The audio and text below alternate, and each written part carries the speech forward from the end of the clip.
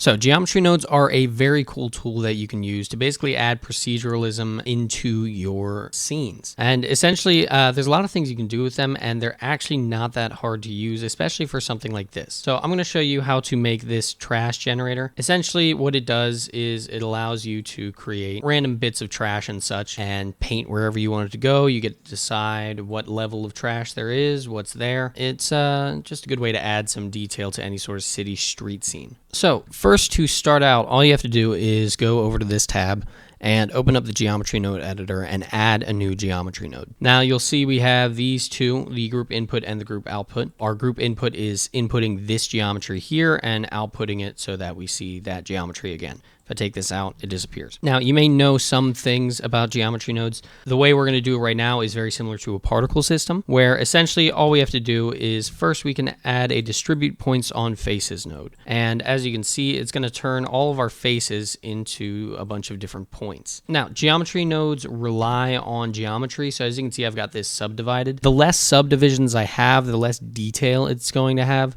So if you're trying to instance something across the whole mesh, then you don't really need this many subdivisions. But if you're going to be painting manual textures on or painting where you want things to spawn, then you're probably going to want to have extra geometry. So anyway, let's add a distribute points on faces node here. It'll turn our geometry into a bunch of points. I like to change this from random to poison disk. Random just randomly instances these. But if we change it to poison disk, we can change the distance between each point, change our density and change our density factor, and we still have this seed scroller as well. Next, we don't want to lose our geometry, so let's add in a node called the join geometry node. We're going to plug it onto the points because we want our points to still appear, and we're also going to plug our original geometry into the join geometry. It's going to take both of these and it's going to output both of them. Now, next we need to turn these points into geometry. We're going to turn this into a bunch of trash. What we're going to do is grab an instance on points node, plug that down here, and then we can grab this points node, plug it into there, and instead of joining our points together, we're going to plug this instance node into here. Now, currently no geometry is being outputted, so you can grab a single object like this, or you can grab an entire collection, and all you have to do is drag it into the geometry node editor. Then we can plug this instances into the instances slot right here, and we're about to get a ton of geometry coming in. And there, as you can see, we have a bunch down here. I'm going to turn down my density factor to something like 0.1. And next, what we want to do for this collection is we want to click separate children and reset children. That'll make it so they all spawn up in this area. Now, currently, it's just instancing the entire collection and all on the same spot. As you can see, everything is right here. However, what we want to do here is choose pick instances.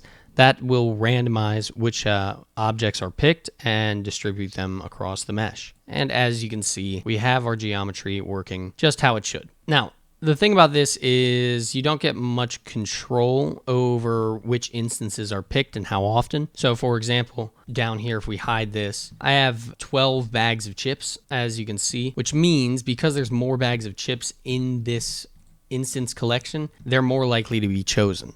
So let's do something kind of simple. I've already gone ahead and I've separated my collections into different collections. So here I have this overall trash collection. I'm just going to delete that out. So now I have all these different collections of different types of trash. I'm going to choose one of these. I'm just going to choose the first one, bags. So now it's only instancing these bags, and I can then basically choose my density per bag. But let's say I wanted to mix these together.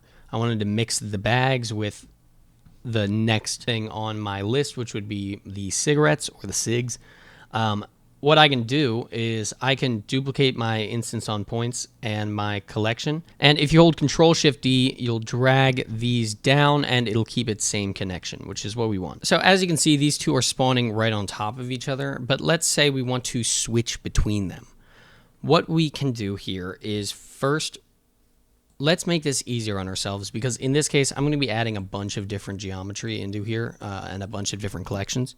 So what I'm going to do is I'm going to grab this collection info, and I'm also going to grab this instance on points. I'm going to delete this other one, and I'm just going to Control G. This way we have this little group set up here. I'm going to plug our collection out into this group input.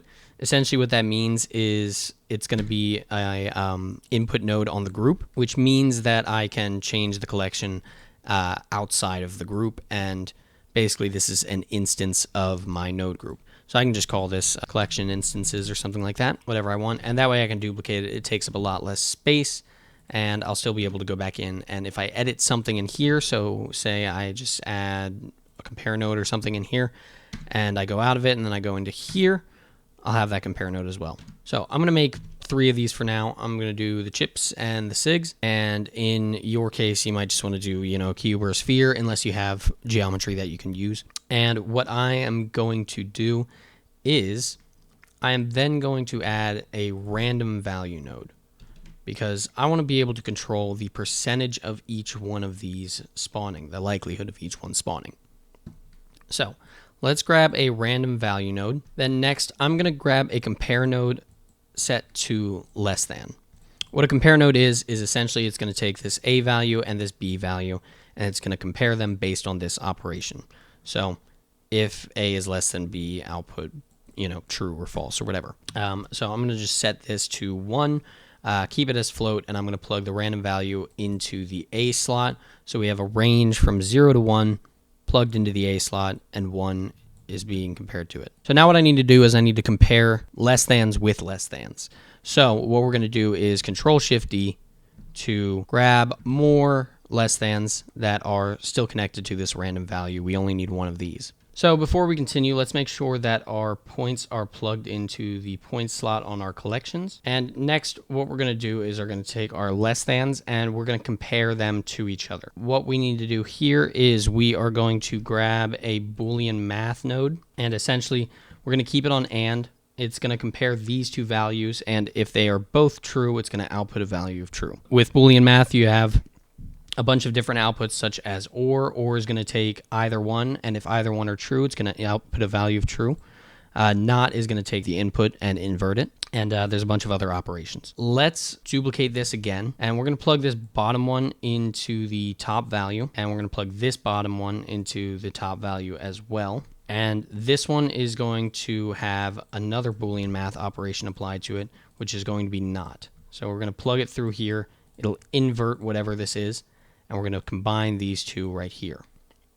Now we're going to do the exact same thing with this one right here and plug it into the AND down there. Now we have these Boolean outputs, but we do not have a spot where they can go just yet. So what we're going to want to do is we're going to want to plug this selection into our group input. I have re-recorded this once or twice, so I already have a selection input. But essentially this is going to select which points spawn per object. So essentially we can randomize which instance spawns on which points. So now that we have that, we can plug our AND into the selection up here and plug our AND into the selection up here. And now, as you can see, these get moved to different areas. Now, I haven't set up a thing for this one yet, so it's going to spawn on the same points as all the other ones. But essentially now we have these controls down here, which control the amount of each object in the scene. So as you can see, if we change this value, we can switch between plastic bags and bags of chips. Now we can continue this by simply duplicating our less than again. Let's do Control-Shift-D, and then we'll duplicate our and our not, plug this value into here, and plug the less than into the top value, and then we can choose this under the selection. And now, as you can see, we have 3 values deciding points for both cigarettes, chips, and all the other stuff. If we change these both to 0, then we get all cigarettes, and we can basically just choose what spawns and how often it spawns. So essentially, if you want to continue this, all you have to do is continually duplicate these down based on how many collections you have. So I'm going to Control-Shift-D this down, I believe 7 times, because I have 7 collections total. I'm going to get rid of this selection input for the new ones that I just made, and I'm just going to duplicate these down a little bit as well.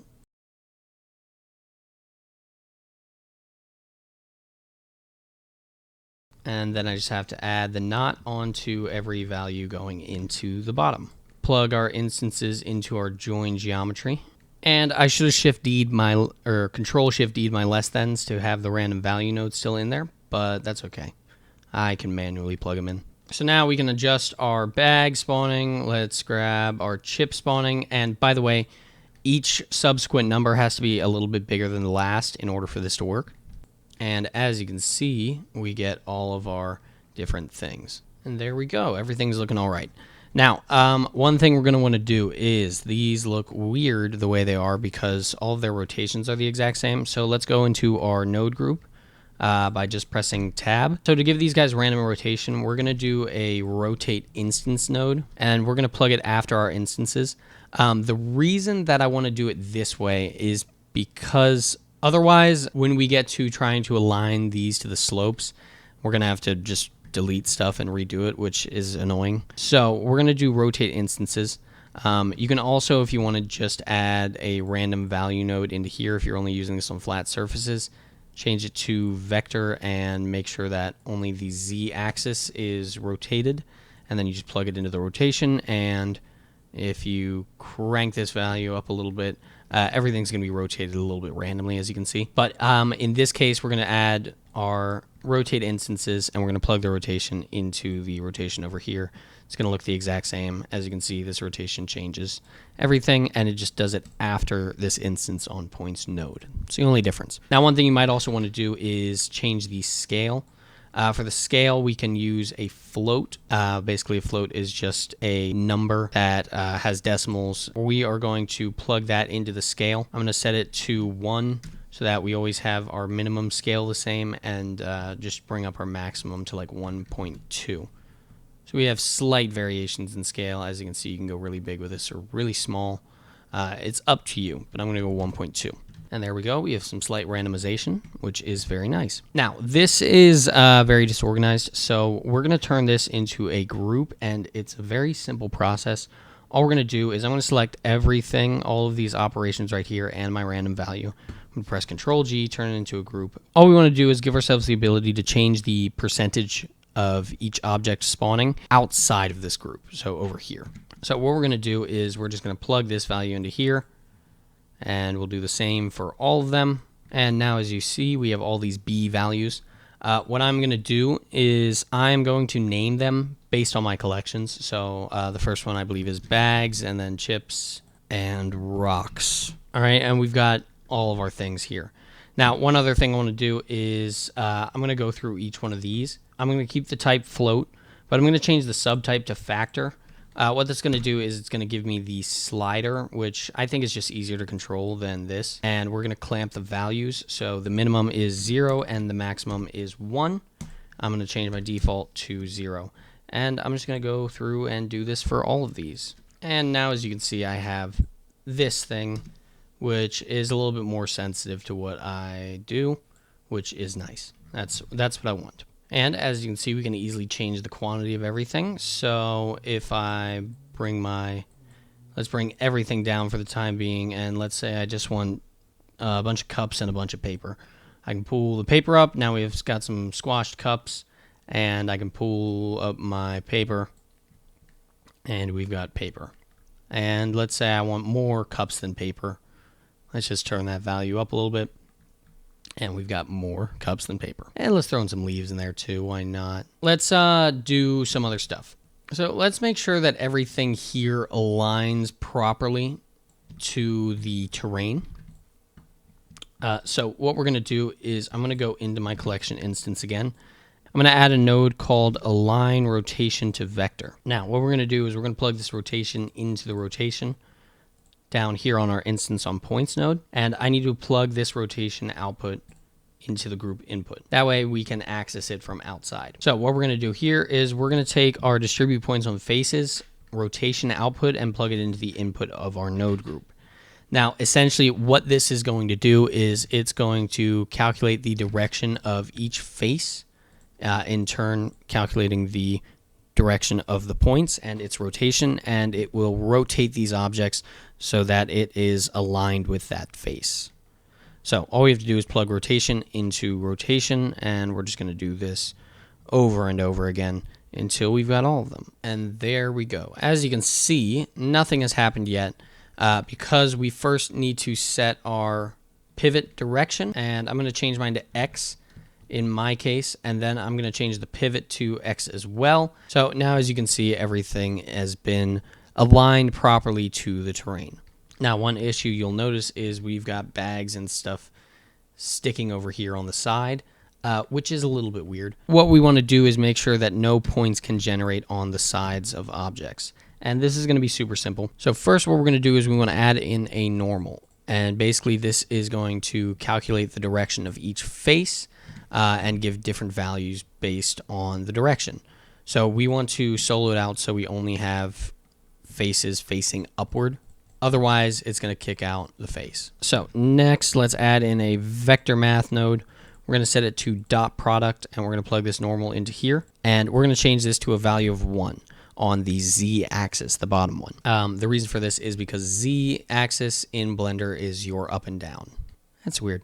Next, let's add in a compare node, which we have used before. We're going to keep it as greater than. We're going to plug this value of the dot product into the A value of our greater than. And finally, all we need to do is make sure I am not inside of my group. So I'm going to Control C and copy these, get out of the group, and bring them to the overall geometry setup. And we're just going to plug this greater than into our selection. And now, as you can see, it gets rid of most of these faces that are on the side wall. And we still have some of them that are kind of leaning over the edge here. So what we want to do here is we can use this greater than value and turn it up, and it'll basically create a threshold where it can only spawn stuff on a certain angle. If you hold shift, it'll move things up a little bit slower. And now, as you can see, we have stuff spawning on this edge, but just barely. But we also have stuff spawning up here that can't spawn here. So finally, all we need to do now is add in the ability to make a custom mask. But before we do that, let's set it up so that we can work on this outside in the modifiers. Essentially, what that means is that I can change this on multiple objects and it won't affect all of my other objects. I can have separate instances of this geometry node setup across my entire scene. So what we're going to want to do is I'm going to duplicate my group input and move it down here. Next, what I want to do is I'm going to add a panel, and I'm just going to name that panel ratio or percentage or something like that. And then I'm going to plug my bags, my chips, my SIGs, all this stuff into that ratio slot. And as you'll be able to see on the right side of the screen, all of these are popping up over here. So now I can adjust them over here. Now I'm going to grab everything starting from the bottom so I keep my order and just insert it into the panel. Now the reason I've done this as a panel is it means I can minimize this screen and it takes up less space, so I don't have a huge giant geometry node setup that's hard to read and hard to find everything. Next, what I want to do is I also want my distance minimums and my density and my seed to be plugged in here. I'm going to arrange them however I like. So I like having my seed at the bottom, my density up at the top. So we'll change this to density. I'll just change this. We'll just say distance, and we'll keep that as seed, just to shorten everything. And finally, we need a custom mask.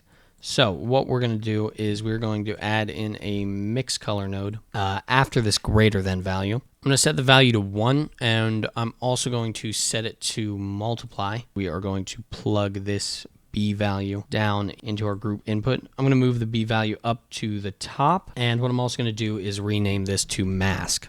And now what we can do is very simple. First, all you have to do is go over to Vertex Paint, and if I'm in Vertex Paint, you'll be able to see I've already painted some things. I'm going to set my vertex color all to white, which is the default, and set my paintbrush to black, and I'm just going to paint something on here like this wherever I want trash to appear, and there we go. That seems like a good area to have some trash. Next, what I can do easily is I just click this button right here, and that is our input attribute toggle.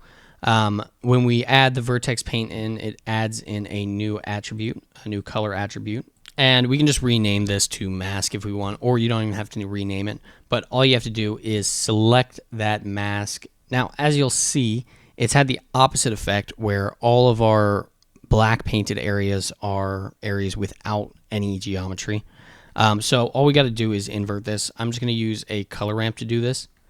and I'm going to set it to constant, and we're just going to invert the two of these like that. And if we change our color ramp black value and move it further back, it'll have a little bit more leeway on how far out stuff can spawn. If you bring it in, it has a little bit less leeway.